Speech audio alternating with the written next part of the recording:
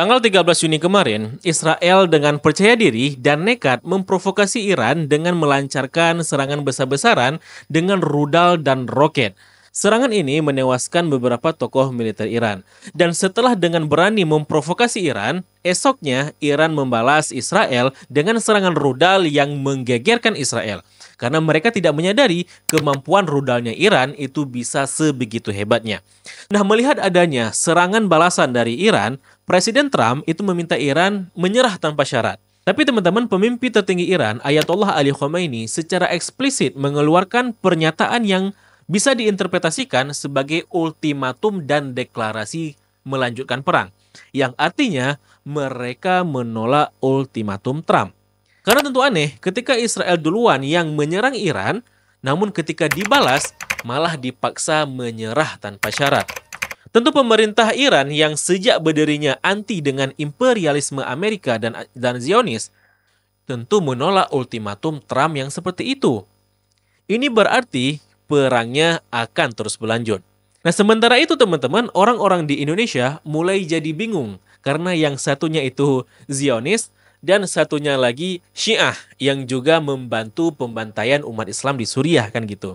Nah, beberapa komunitas pengajian atau oknum salafi let's say di Indonesia seperti itu teman-teman, bahkan ada yang menyimpulkan jika ini sebenarnya perang palsu atau rekayasa, atau sandiwara seperti itu. Argumen ini tentu dibangun atas dasar tendensi konflik sektarian antara Syiah dan Salafi atau Sunni, yang berkaitan pula dengan konflik politik antar Saudi dan Iran seperti itu.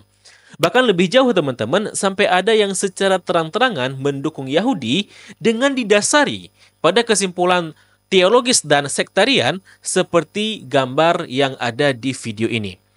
Dan ini tentu membuat kaum Zionis merasa senang dan mereka akan menggunakan isu konflik sektarian yang seperti ini untuk menggait dukungan dari orang Islam sendiri. Terlihat teman-teman di atasnya ada tweet dari Divisi Penerangan Zionis itu menggunakan isu ini untuk kepentingan politik Israel. Sikap berpikir seperti ini berbahaya teman-teman. Karena ini bisa menjurus pada asumsi jika pengajian-pengajian Salafi itu disokong oleh Israel atau Amerika atau lebih jauh ini bisa berkembang pada asumsi untuk membenarkan klaim yang mengatakan bahwa Salafi Wahabi dibentuk oleh Yahudi atau Amerika. Jadinya yang dirugikan itu jamaah Salafinya sendiri pada akhirnya. Nah, ini teman-teman terjadi karena kita mengaitkan konflik politik dengan konflik teologis dengan erat secara integral. Akhirnya terjebak pada kondisi-kondisi yang dilematik seperti ini hingga melahirkan kesimpulan-kesimpulan yang bermasalah. Karena apa? Karena kita terlalu mengaitkan semua hal yang terjadi dengan urusan agama. Efeknya nanti muncullah orang-orang yang membela entitas politik secara mati-matian dengan bawa-bawa dalil agama. Misalkan membela Iran sepenuhnya dengan alasan agama atau membenarkan semua kebijakan politik Saudi atas nama agama juga. Akhirnya ketika pemerintahnya itu membuat sebuah kebijakan yang bertentangan dengan agama, alih-alih kita menyangkalnya, kita malah cari-cari alasan dan cari legitimasi untuk membersihkan nama dari negara atau entitas politik yang diagung-agungkan atas nama agama itu.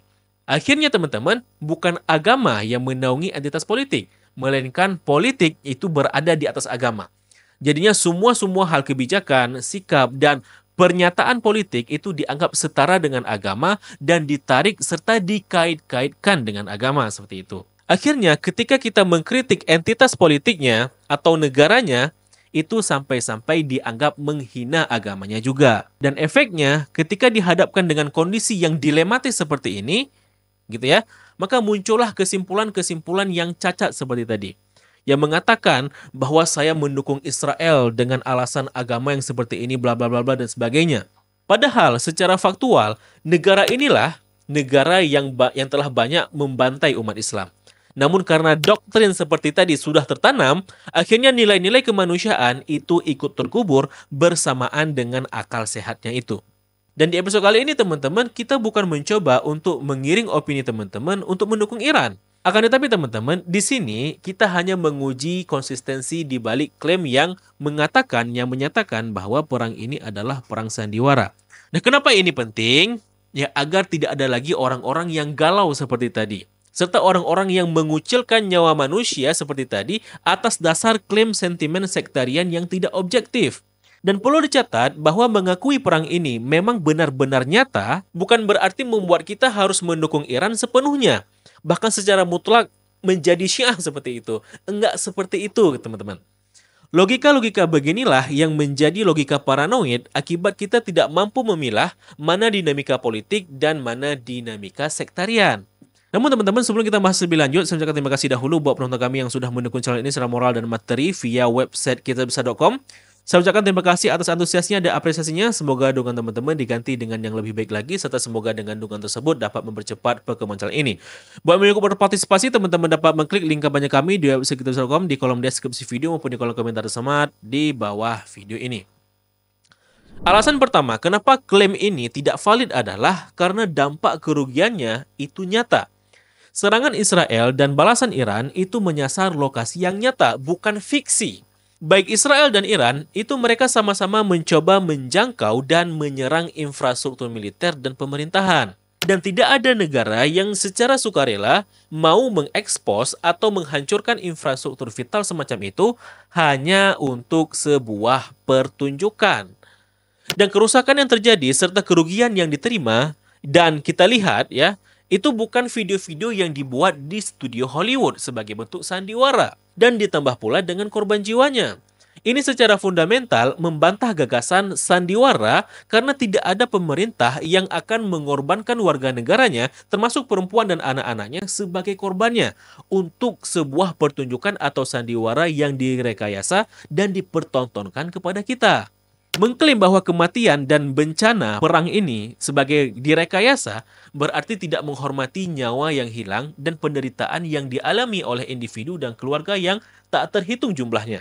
Ini yang kita katakan tadi bahwa narasi-narasi yang dibangun atas dasar sentimen kelompok dan ditempatkan pada kondisi yang tidak tepat itu dapat menghilangkan nilai-nilai kemanusiaan dan merendahkan nyawa manusia. Ini sama seperti ilustrasi ketika kondisi darurat, alih-alih segera menolong korban, kita malah menanyakan dia dari sekte apa, dari agama apa. Kan gitu. Ya walaupun nanti yang matinya misalkan nanti itu atau yang celakanya itu adalah orang Syiah, bukan dari kelompok kita, ataupun bahkan Yahudi seperti itu bukan berarti kita boleh meremehkan nyawa mereka seperti orang-orang ini meremehkan nyawa orang-orang ini. Ini saya nggak sebut nama ya, karena biar nggak kena pelanggaran dari YouTube-nya gitu. Dan pada akhirnya, nggak ada bedanya Anda dengan mereka kan gitu. Sebab bisa jadi juga yang menjadi korban di situ adalah orang Syiah biasa yang nggak ngerti apa-apa soal konflik Sunni Syiah karena dia kebetulan lahir di keluarga Syiah, kan seperti itu. Jadi konsekuensi yang dihasilkan itu terlalu fatal jika ini semua hanya sekedar sandiwara saja gitu ya. Nah, alasan kedua teman-teman itu adalah karena dampaknya itu terlalu luas dirasakan seluruh dunia, seluruh elemen manusia. Karena ini akan mempengaruhi harga minyak, apalagi kalau Iran itu memblokir Selat Hormuz karena pasokan minyak diekspor melalui jalur ini gitu ya. Dan selain itu juga ini mengganggu layanan penerbangan dan rantai logistik global. Karena akhirnya transportasinya harus memilih rute jalur lain yang lebih jauh dan lebih mahal. Akhirnya akan terjadi lonjakan harga sembako, ketidakpastian keuangan, inflasi, dan bisa saja krisis kalau berlanjut. Yang tentunya dirasakan oleh semua orang, semua lapisan manusia. Bukan kita aja yang dianggap sebagai main karakternya. Sehingga ini bukan sekedar pertunjukan yang dipertontonkan buat kita yang Sunni, karena dampaknya itu juga untuk seluruh dunia.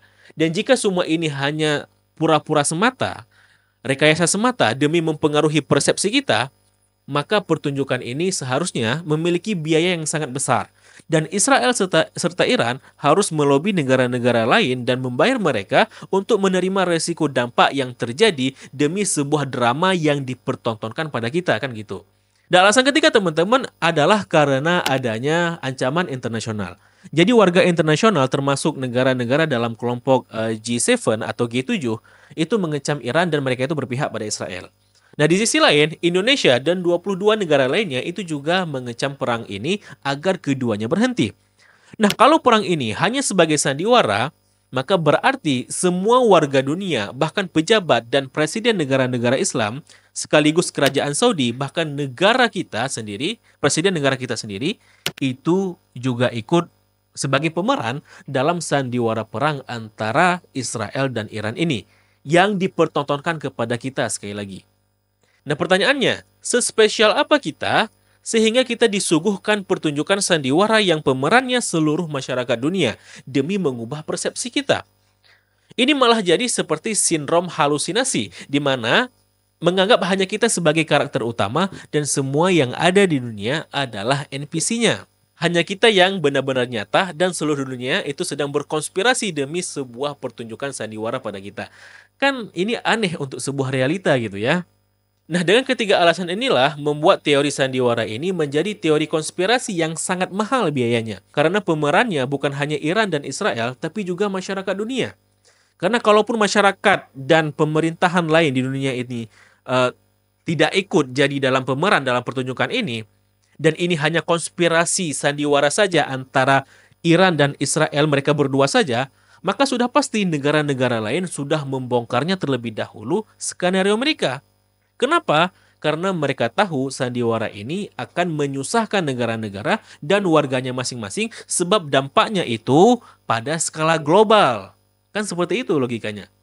Jadinya teman-teman, untuk mempertahankan teori sandiwara ini, maka seseorang itu harus percaya pada skenario konspirasi yang kompleks dan rumit, serta mahal ya, serta sangat tidak masuk akal dan dilaksanakan dengan sempurna yang melibatkan banyak aktor, korban yang direkayasa, data ekonomi yang dibuat-buat, dan sebagainya. Sebuah skenario yang jauh lebih tidak masuk akal daripada realitas konflik geopolitik dan ideologis kan gitu. Dan episode kali ini teman-teman, sekali lagi, ini dibuat bukan untuk mengiring opini teman-teman agar mendukung Iran. Negara yang juga mendukung rezim Bashar Assad dan Hizbul yang terang-terangan membantai umat Islam di Syam. Enggak seperti itu gitu ya. Dan juga ini bukan berarti mereduksi fakta kejahatan Iran ataupun kesesatan Syiah. Dan juga bukan untuk memberikan harapan agar Iran menjadi pahlawan bagi Palestina. Enggak seperti itu. Enggak ke situ arahnya gitu ya. Karena bukan itu objek pembahasan kita. Sebab video ini dibuat hanya untuk meluruskan cara berpikir kita agar mampu menalar lebih kompleks lagi dan objektif lagi mengenai suatu argumen atau klaim agar tidak lagi muncul orang-orang seperti tadi yang terang-terangan memberikan dukungan pada mereka ini atas dasar sentimen sektarian. Padahal merekalah entitas di bumi saat ini yang paling banyak membunuh dan membantai orang Islam dalam waktu yang singkat. Dan pada intinya, jika kita bergumul pada dilema sektarian, pada kondisi yang seperti ini, pada saat kondisi yang sekarang ini, lebih baik kita diam dan netral saja daripada keluar-keluar di internet dan semakin menimbulkan kebingungan dan kecacatan berlogika, serta merusak citra nilai-nilai luhur dalam agama. Ya, mungkin sekarang di pikiran Anda muncul ragam pertanyaan, seperti kenapa Iran begitu ingin mengalahkan Israel, apa agenda Iran di negeri Palestina, kenapa mereka nggak dari dulu nyerang Israel, kenapa mereka begitu berani mengambil resiko demi Palestina, dan kenapa negara-negara Arab tidak senekat mereka. Ya, walaupun nggak bisa kita bahas ya di video kali ini, pada intinya teman-teman, sikapi itu semua dalam konteks politik. Sebab kenapa Iran begitu membenci Israel, begitu berani dan nekat, ini ada kaitannya dengan faktor politik dan ideologi politiknya Khomeini. Sebuah ideologi yang membentuk negara Iran modern ini selepas revolusi. Tapi bagaimana pendapat teman-teman? Coba komentar di bawah video ini. Kalau video ini bermanfaat, silahkan like dan share biar banyak yang tahu. Sampai jumpa di episode berikutnya. Wassalamualaikum warahmatullahi wabarakatuh. Salam damai.